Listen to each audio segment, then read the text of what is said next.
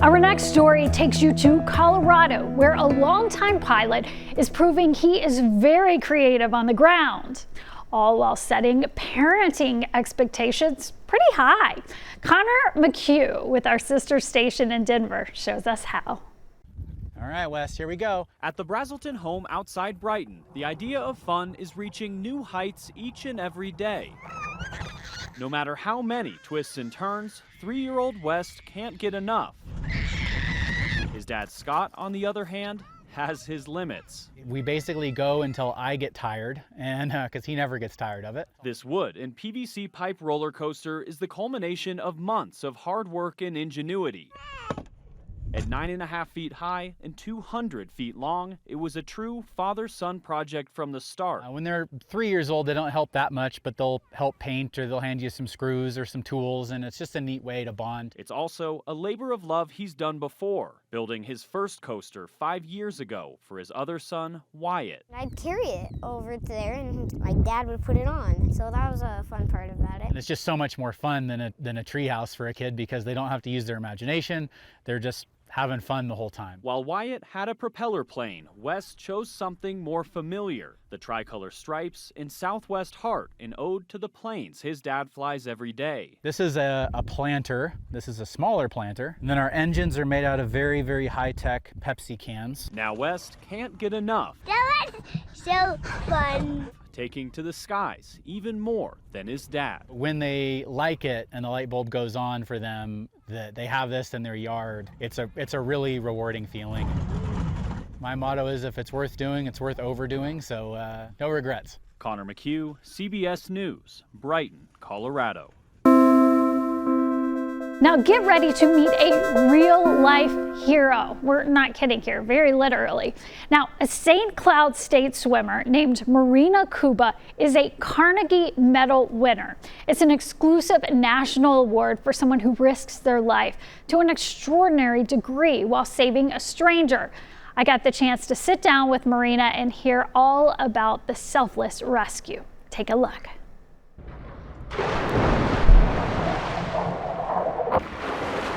This is Marina Kuba's happy place. Has been since she was a girl in Sartell. Something clicked there and I was like, yep, this is the sport for me. But whatever it was, it stuck.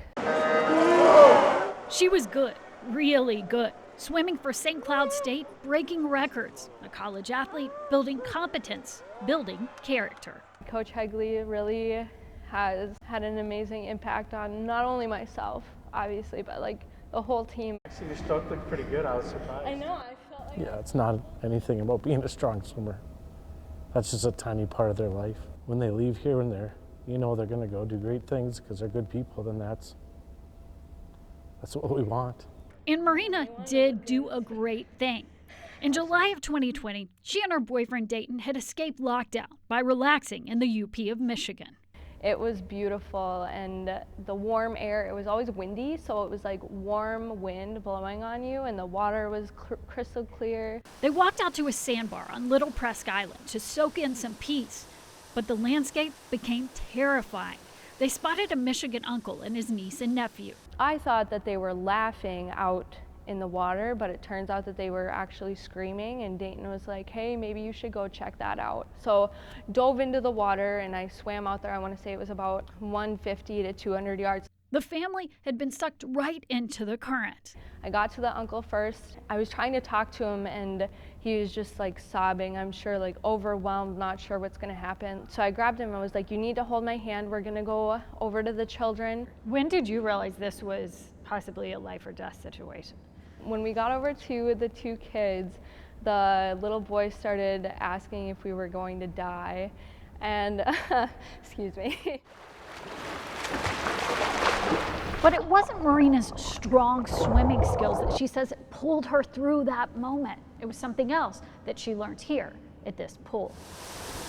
While the frigid water raged, Marina, who had no lifeguard training, grabbed the uncle's hand and created a chain with the kids and channeled the leadership she learned from her leader. I was like, okay, I'm gonna need you guys to listen to me. Like, I'm gonna be the boss for right now. He was asking if we were gonna die, and I was like, no. And the uncle was like crying, and oh goodness, it was just chaos. Yeah, and But you were calm in that moment. yeah, because it's like that's what they needed. They needed me to like be there and get them back to the shore, you know. I'm sorry, this is like... And they did make it back to shore. Eric Benak was shaken and stunned. We tracked him down in Lansing. She just appeared like out of nowhere. Like I thought that maybe she came right from the sky as far as I could tell. The kids were safe. Eric was taken to the hospital, then released, but he'll never be free from the memory. What do you want Marina to know? She risked her own life to save people she didn't know, strangers. And to me, that's just, you know, my ever dying gratitude. I can never repay that. But she is being rewarded with the rare national honor of the Carnegie Life-Saving Medal. It's one of the top awards a person can receive, so it's pretty cool. She deserves it. How proud are you of her? There's no words. Because as strong as her skills are, it was her character that emerged from the water. I didn't do it for any recognition, any thank you. I just did it because that's what you're supposed to do. When we come back, a bouquet of flowers simply was not enough. See the unique and everlasting gift one man gave his true love.